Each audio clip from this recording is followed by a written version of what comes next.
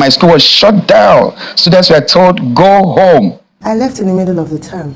I left in October. The school ran till full term, and they were dispersed. I don't know. I was not in the picture. She asked, where is he? So your guy is on air. I said, okay, get me the assembly bell. And the students gathered and said, I'm shutting down. Get your parents to put in another school.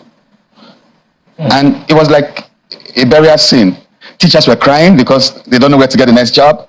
Students were crying because they're going to miss their friends. They didn't plan for it. They weren't expecting it. So I was on air when she rang the bell. And all the students came out and said, look, I'm shutting down the school right now. You all have to go to your parents, put in another school. I wasn't waiting for it. I came back home to nothing. So I moved some things into the school compound, and I was living with his mom. I was sleeping on the floor with my kids in his mom's small apartment. So that's where the move is coming from. You understand? But at that time, I had planned to leave. Okay. So he traveled. Well, he was within Nigeria. He traveled to. Okay. So when I was moving, I selected my things and kept them aside. My property, my house has been moved.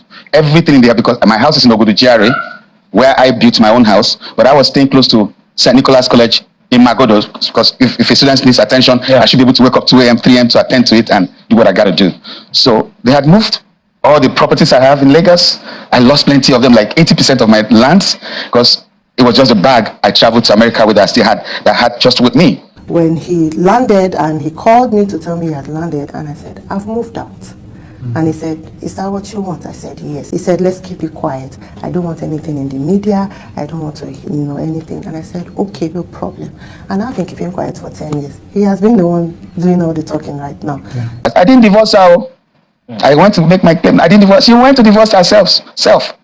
She said, Governor, George, please divorce me. I have to go. I said, Kilo Day, where are you going? I was on my knees. Felix Duke was on his knees. My sisters were on their knees in court. The people that came with her to court were on their knees. When I left, I only took my clothes, my international passport, my certificates, my 2 children, and their clothes. That was the only thing I took.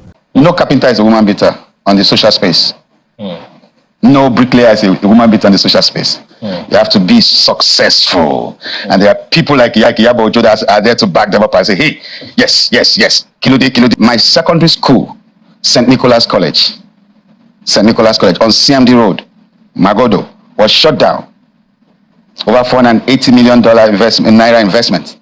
That year, 480 million naira investment. The school he's claiming about, I mean, we didn't spend that much money. That's the new amount now. It used to be 100 million. Now it's 480 million. We had leased the building for 10 years because it wasn't really completed, and we're going to complete it and do other things and then make it suitable for a school and all that. But we didn't even complete the building. We wouldn't have spent about 30 million, 20 million, but for publicity's sake, Saying, look, I don't beat the what's going on? I went on air. I was like, come on, I never did. Babe, what's going on? They said, do I? No, but you're a star, they can always manipulate things and all that. So I was gullible until I discovered that she was actually the one behind this whole thing. Can't keep pushing me up, and I held his hand, and so he just turned me over and hit me, and then he hit the back of my neck here, and that was it. I lost onto all my body. Somehow I preferred physical. I preferred him to beat me than to say things to me. I built for you in Lagos. It wasn't nothing.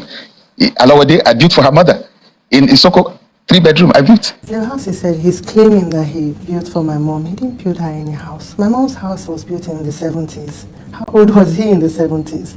She was renovating and she was doing the back, And as a son-in-law, yes, he did give her a gift, you understand, which we're grateful for, you understand. But he never built a house for her. He keeps blowing things out of proportion. I trained in school. Yeah, I'm grateful for that. You understand? But that didn't mean that I have to be under you. I needed to be somebody of my own. I needed to have my own path in life. But he wouldn't accept anything. At first, he was claiming it was 100 million. And now I don't know where 480 million is coming from. They told me that takes drugs. Whatever. They said they found his paraphernalia, And that made me realize why money would finish.